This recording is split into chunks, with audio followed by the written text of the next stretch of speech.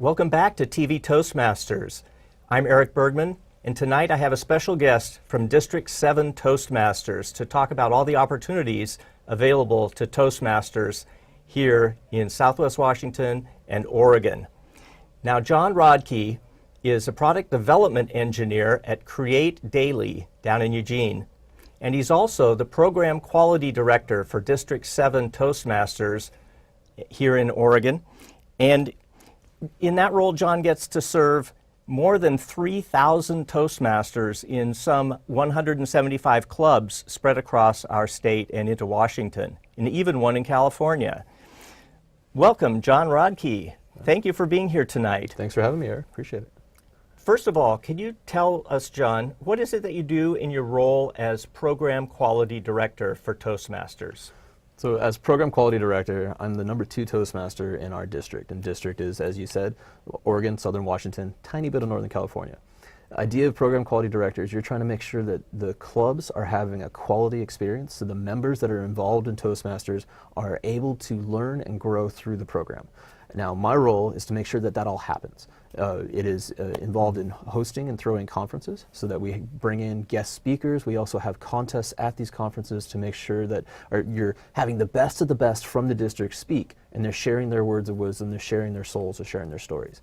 Members are able to come to it and then get actionable advice and actionable things that they can use to go into their real world and thrive.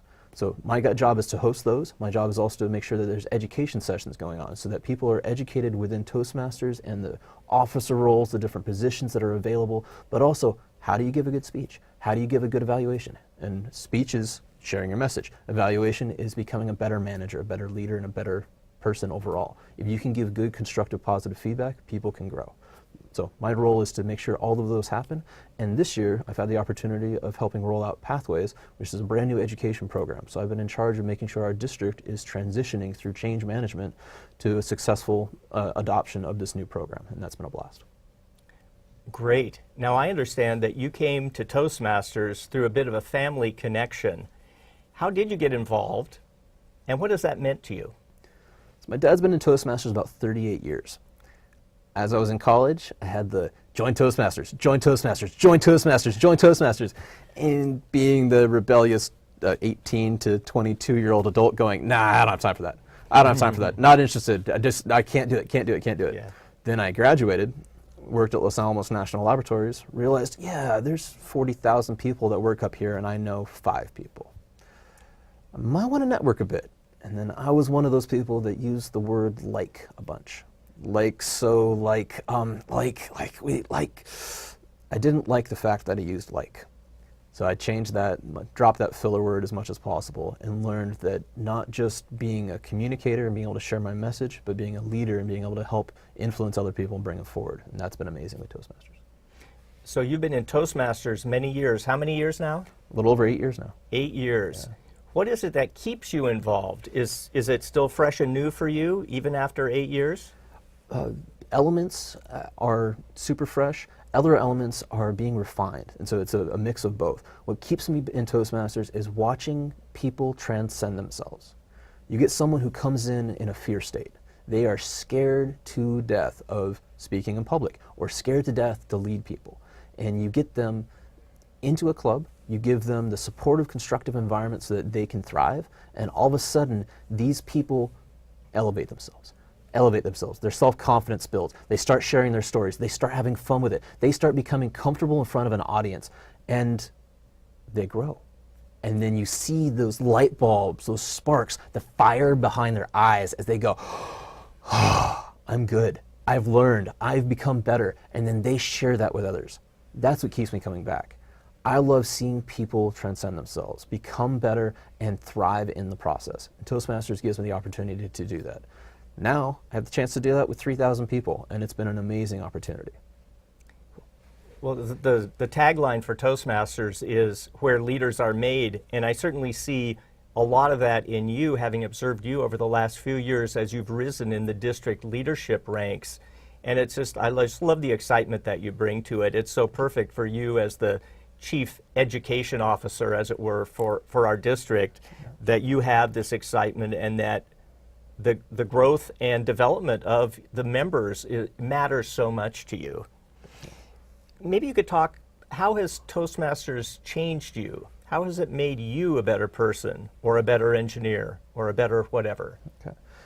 Toastmasters has allowed me to combine the geeky side of planning everything in every last detail as an engineer, running some giant projects in a previous job that I had.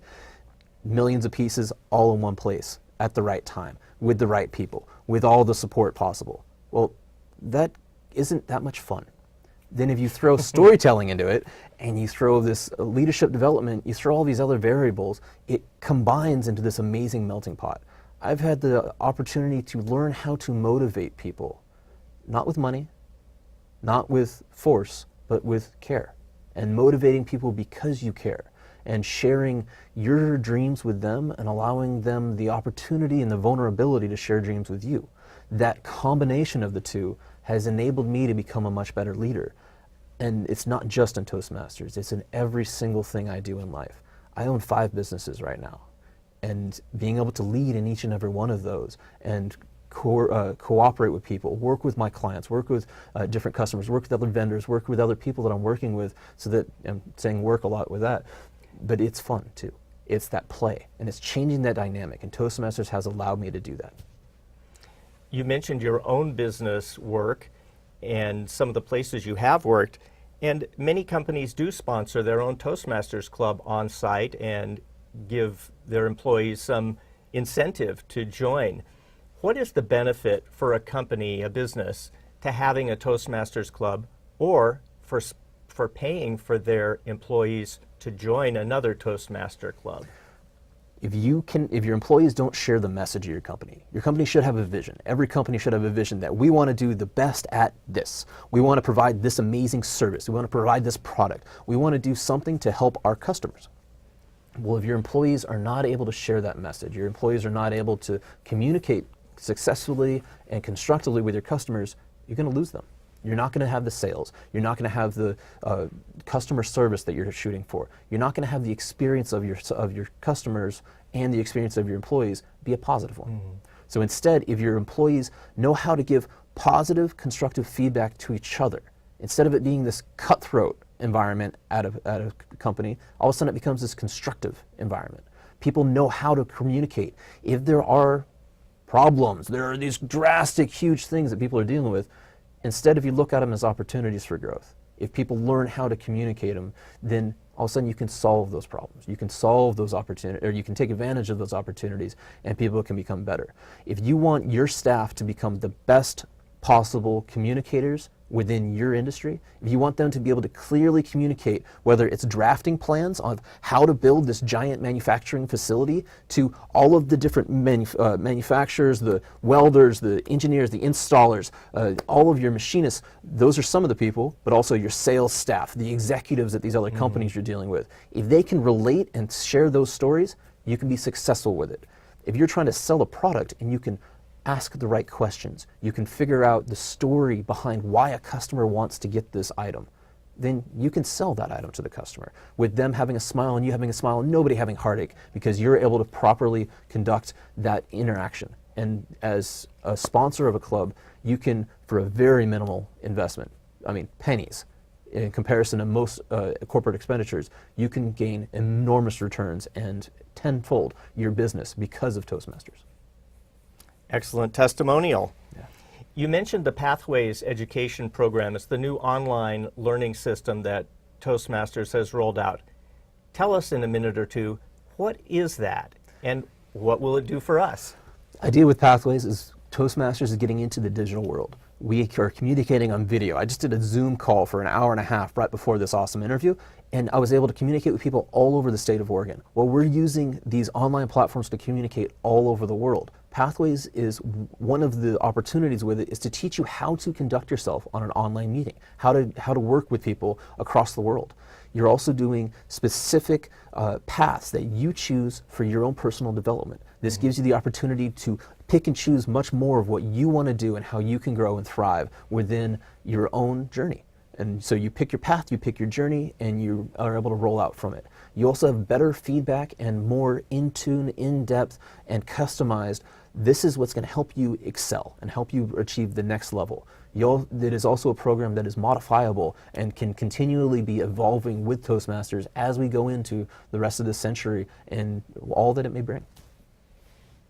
Great. Yes, I've started on my own path called Presentation Mastery, and I'm working my way through it. Excellent.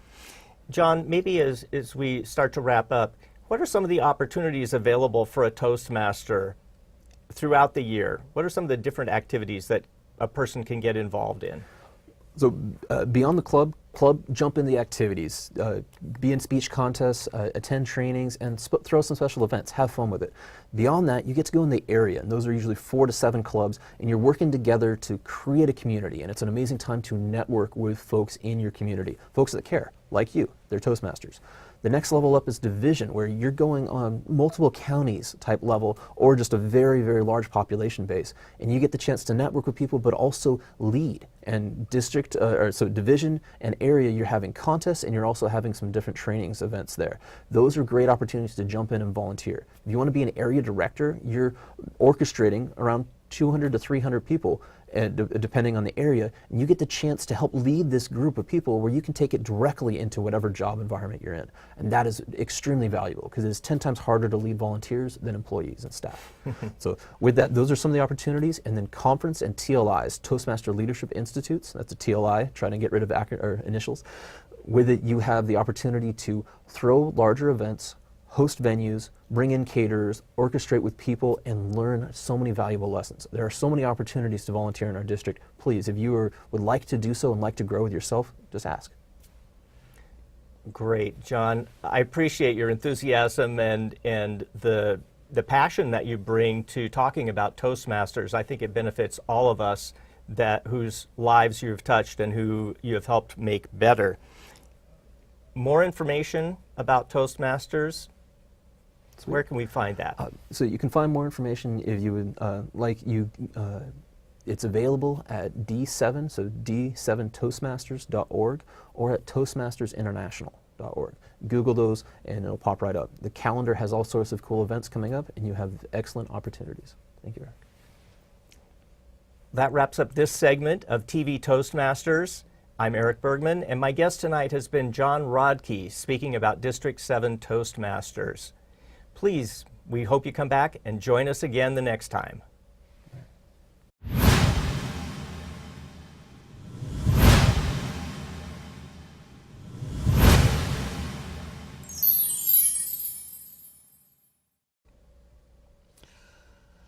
Welcome to TV Toastmasters. Our next guest is Ginger Killion. She's a distinguished Toastmaster. She's been serving in many capacities for a long time, and it is my pleasure to welcome Ginger. So please join me in welcoming Ginger Killion. Hi, Ken. How are you tonight, Ginger? I'm great. Really looking forward to speaking with you. Good. We wanted you here because you are now serving as the District 7 Chief Judge. Yes. What's that all about? Well, the title's a lot more lofty than it really is. Chief Judge means that you need to know all the ins and outs of judging a Toastmaster speech contest and be able to impart that information to other judges and the general Toastmaster public. I see. So you're in training, so to speak, partly. Training those judges? There is training involved, and I like to think I'm in training too, because in Toastmasters, that's what we're all doing all the time. Training and improving. I love it. That's right. So we evaluate typically when we're not having a contest. That's true. How is judging differ from evaluating? Well, when you're judging a contest, you are picking the person that's presenting themselves the best at that time. When you're evaluating a speaker, you're finding ways to help impart knowledge to them to improve. When we're doing a contest, we're picking a winner, somebody that can go to the next level. We're not going to be talking to them and telling them how to improve. We're just picking a winner that time. Okay, so we have contests at various levels. Yes. And judges at these various levels. And you, as the chief judge, help them learn as well as learning yourself, is what I'm hearing. That's true. How do we gain these judges? How do we gather together a panel of judges for a contest? Anybody that runs a contest can tell you that you have to work at it. It takes a lot of volunteer time to go to contests that are not in your own club, and we like to get judges from other clubs to come in so that there's a neutrality also, and we don't have to worry about fighting the halo effect where we know the speakers, we know what they're good at, and sometimes that can even influence us when we don't think it does. It's hard to remain impartial. So when we bring in judges from other clubs, it's a clean slate. When we have a contest, let's say at the area level, Yes, I guess the clubs mostly manage their own contests. they do. So at the area level and beyond, how many judges do we need for a contest to be well run? To be well run, we need at least 5 judges and 1 tiebreaker judge. And the judges remain anonymous. They're not identified, and they never share information with contestants after the contest. So you mentioned a tiebreaker judge. Yes. That must require some different skills or training or not? Well, the tiebreaker judge doesn't need any more training, but they do approach it a little different. They rank all speakers, not just the first 3 places. If there's 5 contestants, they rank all 5. They're a tiebreaker judge. They're judges. Their ballot is only counted if there's a tie. Okay. So what are the necessary qualifications that these judges or wannabe judges gain from you or are on the way to a contest? What do they have to do to be eligible to be a judge? Actually, there is no eligibility. What we really hope to achieve, though, is to have trained judges that really understand judging. And usually we can find them. If we spend enough time looking for judges, we can get a crew together to come in and judge a contest that know what they're doing. Occasionally we do have to draft people on the spot and give them a very quick 2-minute lesson on how to judge. But that's rare. It happens though. Okay. I'm going to take a different approach and talk not just about judging, but we have contests. Yes. So we have judges needed for those contests. But Toastmasters is about having a safe place to learn to improve your speaking. How does that differ from going to a contest and being judged?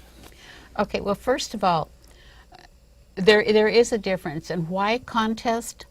A contest, if you decide to enter a contest, it raises your speaking ability to the next level because you're going to put a little more into it and do a little more practice. And let's face it, there are people in Toastmasters that are not competitive. There are many people that are. This gives them a chance to exercise and develop a little more potential in that area. But on the club level, where we're going in that safe environment and learning our skills, it's very safe. You get evaluated, and evaluators always find what you're doing well and give you an opportunity for an area to improve and give you an overall good feeling about what you've done. I'm sure with your long Toastmasters career and as you speak, it sounds like you have experience at competing as well as at judging at various levels perhaps. I've competed before, yes. What has been the greatest challenge to you when you've been judging? Because I know a lot of people in the district and I know a lot of speaking styles, I constantly have to monitor myself when I'm judging that I'm not employing the halo effect. Okay. What is the greatest benefit you've received from judging? The same thing through all of Toastmasters, developing my true listening skills so much so that I really hear the message, I know what the speaker's wanting me to take home with me, and it just develops my listening skills, and I hope it makes me a better person. So you need to be willing to judge and Yes. volunteer. You get either some training before you go to the contest if you desire that and seek it out, Yes, or you can be briefed there or both. that's right. You gain self-improvement and listening skills by being a judge. Yes. What about competing? Do you, what's your greatest benefit from competing at a contest at a higher level than your club? Well, competing, I think, brings out the best in us. Sometimes we are forced to practice more. We want to actually do a better job than maybe we do at the club level. And it just helps us refine our speaking skills to a better level. And Toastmasters clubs are so receptive to having guests come in and speak. You get a lot of opportunities outside your club to practice in other clubs too. It's just a benefit that helps bring out the best in people, I believe, if they're willing to step up and be a contestant. It sounds to me like maybe some of us, if we don't compete, we're missing an opportunity there. And maybe if we don't judge, we're missing a different opportunity. Would that be fair to say, in your opinion? I think that's fair to say. The nice thing about Toastmasters is we have an opportunity to learn so many different skills, and we're not forced to do any of them. We simply go at our own pace. And maybe you've been in Toastmasters 5 years and you've never judged a contest, and somebody asks you about it, and it might pique your interest. And we do have trainings. There was one recently at a Toastmasters Leadership Institute, and it was fun. We brought in speakers, and the trainees actually got to judge speakers, and so it was a real live experience for them.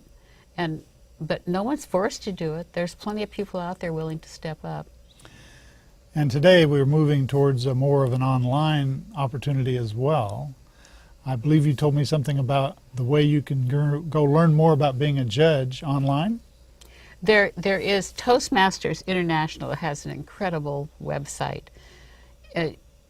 You can find out a lot of information about Toastmasters, even if you're not a Toastmaster. But if you're a Toastmaster and you log in, there's tutorials on anything about Toastmasters. There are tutorials on judging, speaking contests, table topics, anything about Toastmasters you're going to find there. And on judging in particular, you can be trained on the website. And I encourage you to think about that. We're going to show a series of pictures right now that show you how to go through the process. Go to the Toastmasters International website. It'll show you where to click and how you can get information about becoming a judge, because you can get these benefits for yourself and grow. Ginger, all the experience you have, I'm sure you probably have one or two interesting anecdotes about either a contest or a judge that you were attending or competing in, perhaps, or judging. Would you like to share anything like that? Well, there was the time when we had a building reserved and nobody showed up with the key, and we had to hold the contest outside. And that was a little bit of an adventure. That was an area contest. But as a Toastmaster, again, you learn to be flexible and to roll with the punches, and that's just what we did. So that's one experience that will always be in my memory. I hope people brought umbrellas. This is Portland, after all. Well, actually, the weather was fine. Oh, well, so that's we a were good thing. Sometimes you luck out, I guess, right? Yes, you do. Ginger, you've been a pleasure. I've enjoyed talking with you very much. Thank you for sharing that information about judging for us. Ginger pleasure. Killion, our District 7 Chief Judge. Thank you, Ginger. Thank you. And I want to remind you, this is TV Toastmasters, a televised voice for District 7, its clubs, and their members. I'm Ken Coomes. I've enjoyed speaking with Ginger and with you tonight. I don't want you to go out and have a great day. Go out and make it a great week. Good night and God bless.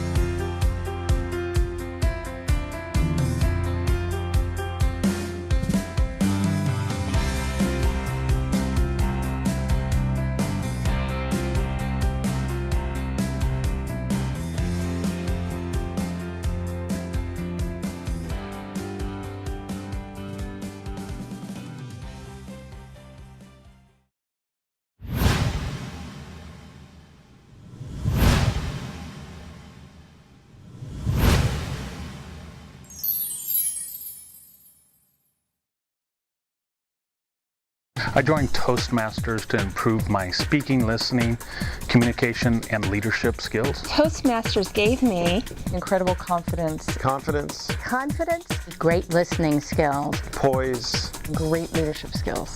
Leadership skills.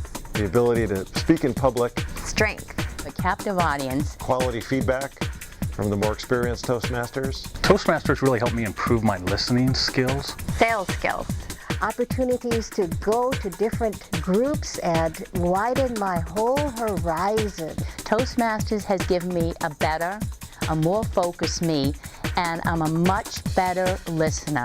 Toastmasters is fulfilling. It's a great place to fail your way to success. Wonderful way to meet people. Networking. Strength. It's addictive. It's a club of self-improvement. It's an experience, it's a ride that you won't forget, and you'll enjoy it every step of the way. Toastmasters helped me land a kick-butt job. I sang at one of my table topic speeches, and people liked it and applauded. My business is doing great, and I'm very, very grateful to Toastmasters. It's been a great experience for me. Thank you, Toastmasters. Thank you, Toastmasters. Thank you, Toastmasters, for giving me so much confidence. Thank you, Toastmasters, for everything.